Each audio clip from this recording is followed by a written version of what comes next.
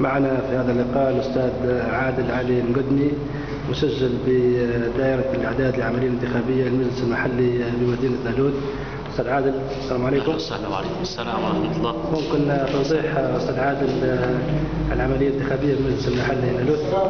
العملية الانتخابية والله احنا في مدرسة القصر، الدائرة الانتخابية محطة تسجيل رقم 3 في منطقة نالود. نقوم بتسجيل الأعضاء مستندات طبعا.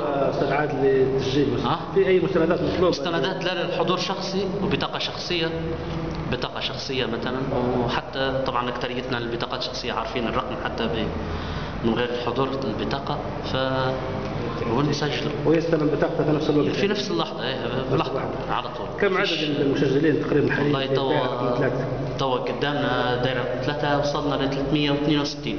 ما شاء الله. 362 ناخذ نفس الدوائر، يعني نفس الارقام ولا في؟ والله الله اعلم. بالنسبه للدوائر الثانيه ما تلاقيناش ولا باش نعرفوا مثلا اي معلومه عليهم ولا حاجه.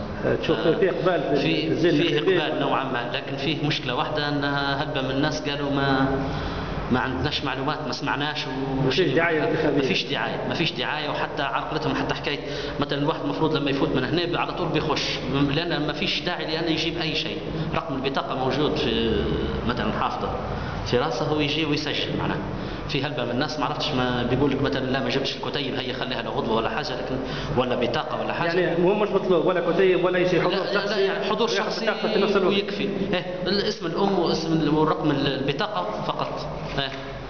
ما فيش اي مشكله. يعني ماذا بينا احنا اكبر عدد ممكن يجوا من الشباب ومن ابائنا، وفاتحين مجال حتى طبعا العنصر النسائي في المدرسه، في كل مكان التسجيل في عنصر نسائي يستقبل النساء ويتم تسجيلهن يعني ان شاء الله.